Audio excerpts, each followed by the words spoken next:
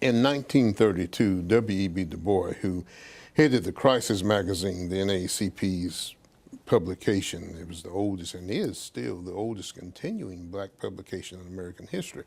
But W.E.B Dubois started that in 1910 as the NAACP's publication. He worked for the NAACP twice. They fired him twice because Du Bois was too radical. But at any rate, in 1932, Du Bois went to Harper's Ferry, West Virginia, to place a plaque to recognize the work of John Brown to try to eliminate slavery. Du Bois was the first African American to finish Harvard University.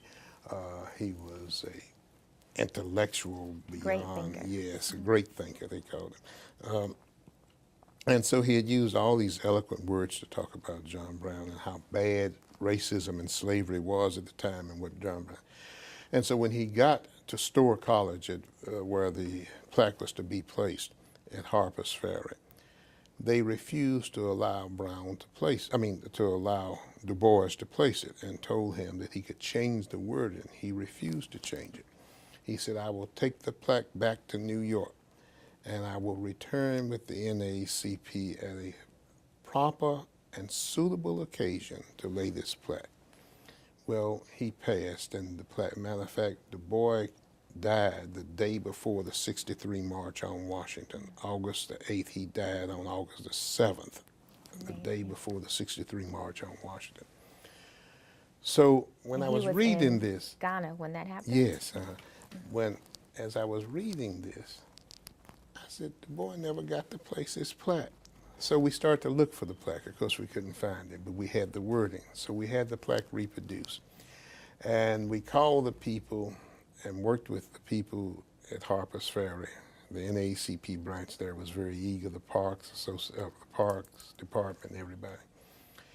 And we called the people at CSX Railroad. And they are based in Florida. Jacksonville, Florida is where they're. Jacksonville, Florida is where James Weldon Johnson was born. James Weldon Johnson, who wrote the song Lift Every Voice and sang that many people refer to as the Negro National Anthem, Black National Anthem, or whatever. But he was the first African American to head the NAACP, James Weldon Johnson was. So we called CSX Railroad and asked them if they would bring a train of that period to help us out. And they agreed. So the president of CSX Railroad and other officials drove the train from Jacksonville, Florida to Washington, D.C. It was before our convention in 2006. We were fixing to go into our convention 2 days before the convention started. We boarded that train in D.C., filled it up, and with our National Board of Directors from around the country and other personalities, and took it to Harper's Ferry, West Virginia.